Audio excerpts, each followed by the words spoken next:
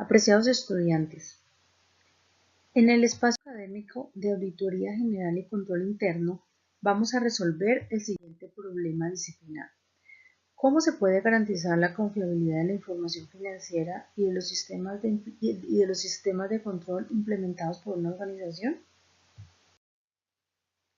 La auditoría y control interno generan un impacto en nuestro entorno económico y social, impactando directamente en la eficiencia de los procesos de control interno, en la salvaguarda de los activos de las entidades, en la confiabilidad de los estados financieros y en las políticas y gestión de las organizaciones. El contexto de aplicación donde podemos evidenciar la importancia e impacto de la auditoría general y control interno son muchos. Un caso que vale la pena resaltar es el caso de Interbolsa. Interbolsa nace en 1990, fundada por Rodrigo Jaramillo y su hijo Tomás. Más adelante ingresan a la firma Juan Carlos Ortiz, el cual había sido expulsado de la Bolsa de Valores de Bogotá por malos manejos o por manejos inapropiados en el mercado de valores. Juan Carlos Ortiz es considerado el autor de varias estrategias que hoy en día están o estuvieron en la mira de las autoridades.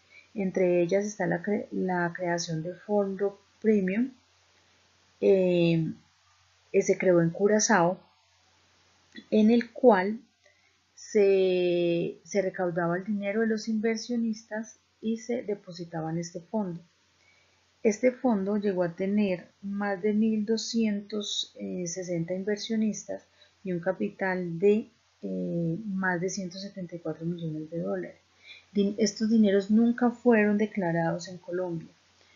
Por lo tanto, pues evidencia una evasión de impuestos también y evasión de información al no registrarla en su contabilidad. ¿Cómo actuaba Interbolsa?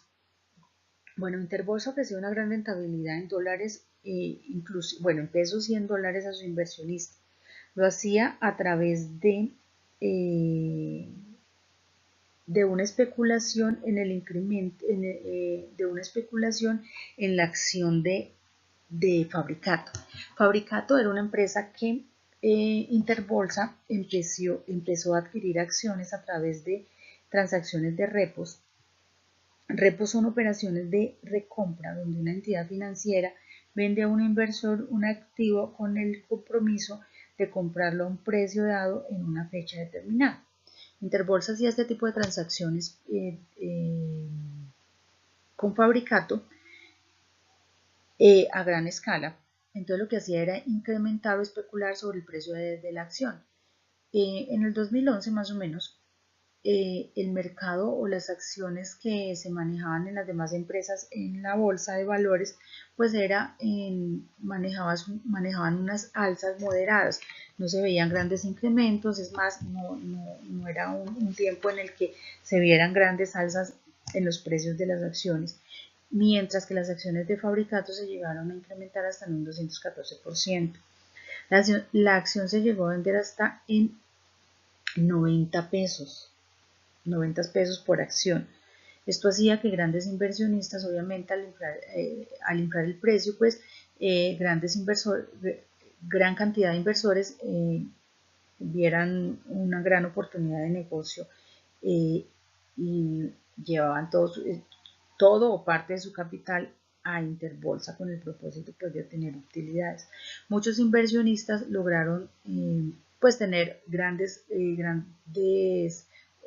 rentabilidad por estos precios que se daban y pudieron efectivamente llegar a obtener ganancias. Sin embargo, una gran parte de ellos pues no lograron este propósito. Bueno, ¿qué más sucedió? Un personaje que llegó también al caso de Interbolsa fue Alessandro Corridori. Él aún no se podía determinar si fuera un cliente o si era un inversionista. El caso es que llegó a manejar grandes cantidades de dinero y también hacía transacciones con repos de la empresa Fabricato. Entonces, ¿qué hacía? Él obtenía préstamos y con estos préstamos hacía transacciones de compra de acciones. Eran grandes cantidades de dinero, por eso es que se dice que a pesar que él trata de, digamos, de evadir su responsabilidad, diciendo que simplemente fue un cliente, pues era mucho dinero el que manejaba de la empresa Interbolsa. También se ha evidenciado que se falsificó, que falsificó documentos para poder utilizar estos como evidencia de préstamos ficticios. ¿Qué pasó luego? Que el precio de la bolsa que el precio de la acción empezó a caer. Entonces, obviamente, ellos lo que hacían era que utilizaban el dinero de los inversionistas para poder comprar las acciones.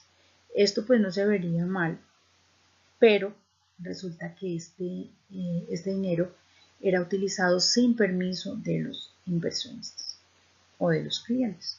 Entonces utilizaban el dinero para comprar acciones, para inflar la acción, pero este dinero no era, pero no tenían la autorización de los inversionistas. Cuando la acción empezó a caer, obviamente pues ya no tenían cómo cubrir sus obligaciones financieras, y es así como ya llega entidades como la Superfinanciera pues a mirar a ver qué pasa, debido a que empezó con incumplimiento de sus obligaciones.